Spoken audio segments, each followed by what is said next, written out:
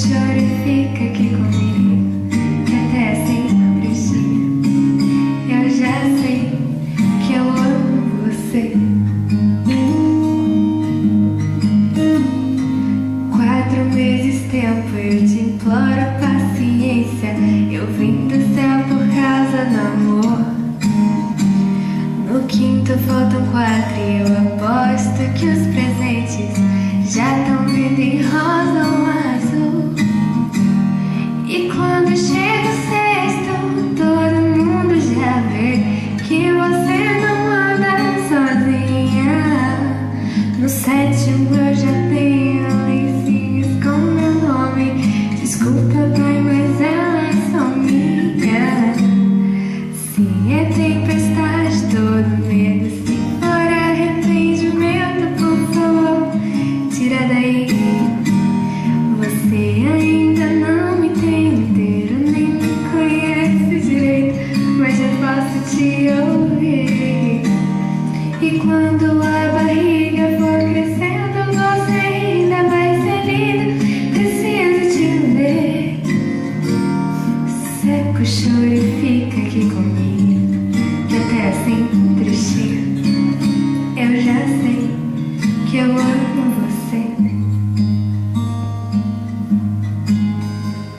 8º mês, aguenta, que eu já tô chegando. Só quero um jeito de te encontrar. No 9º vem a pressa, a dor, o choro, a gente. Desculpa você ter que sangrar.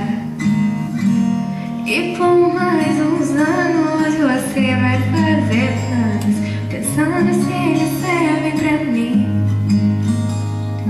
Eu vou te acordar bem de madrugada, você vai me amar mesmo assim. O meu primeiro passo vai ser no seu abraço. Me segura quando eu cair. E no final do dia é só a tua voz que vai poder me fazer dormir. Se é tempestade, todo medo, se for arrependimento, por favor, tira daí.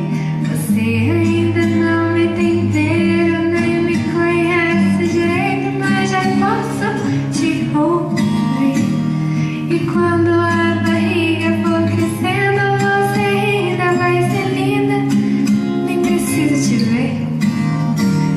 Seca o choro e fica aqui comigo, que até sempre chega. Eu já sei que eu amo você.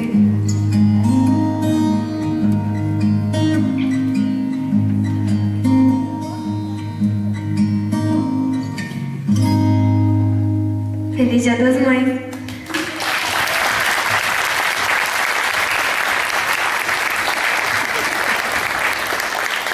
Muito bem, Luá! Bom, é isso. É simples, é singelo e de todo o coração do Estúdio High Dance para vocês, mamães. Feliz Dia das Mães!